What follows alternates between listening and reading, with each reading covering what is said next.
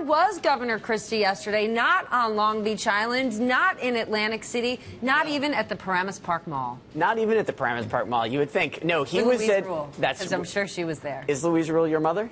Obviously. Yes, she's awesome. Very nice. Yeah. Louise Ruhle wasn't at the Four Seasons restaurant in the Seagram's building on Park Avenue, Manhattan, but Chris Christie was. And I know that because my editors, Christie and Harper, and Robert Friedman, who are usually like very mean, real taskmasters.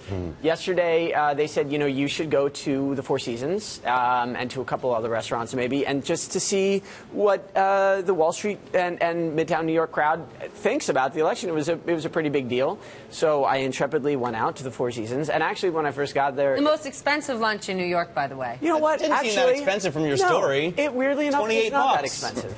Are you crazy? I mean, that's expensive for me. Have you ever been to the Four Seasons for lunch?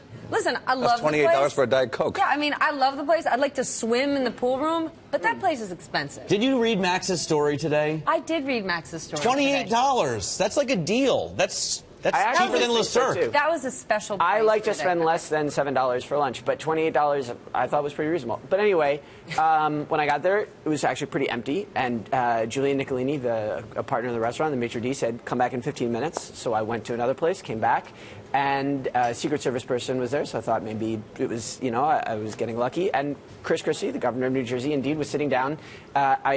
He was with two billionaires, but I only recognized one, Steve Wynn.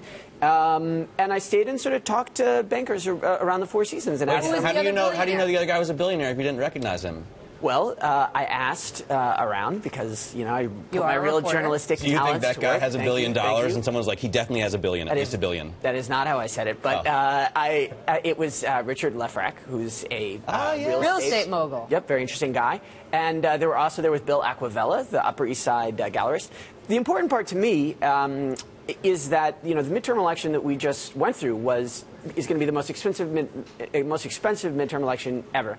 And weirdly enough, Wall Street has never been, until this year, the biggest supplier of political money. They've always been up there. Obviously, Wall Street spends a lot of money on elections, but they're usually number 2, number 3, number 4. This year, Wall Street was ahead of retirees, ahead of lawyers.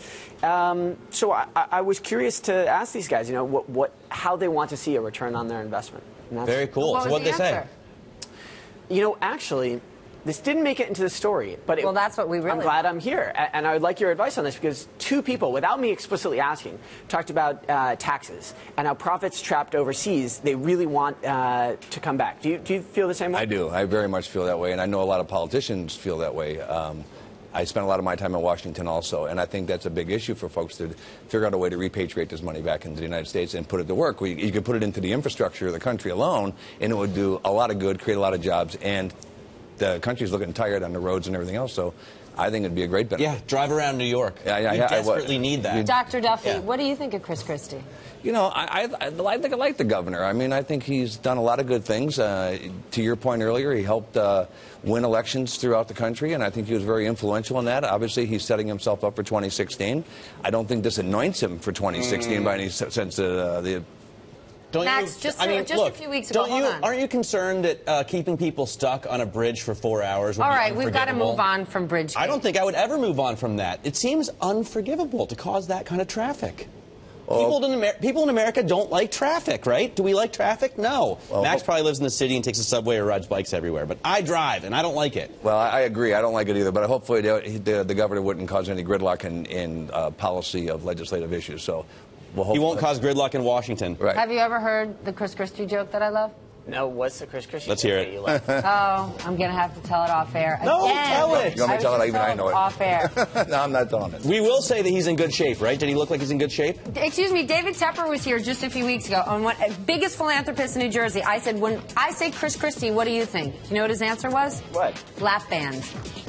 Oh. Lap band. That didn't have it. That to be your brand. I thought he didn't really have the segment well.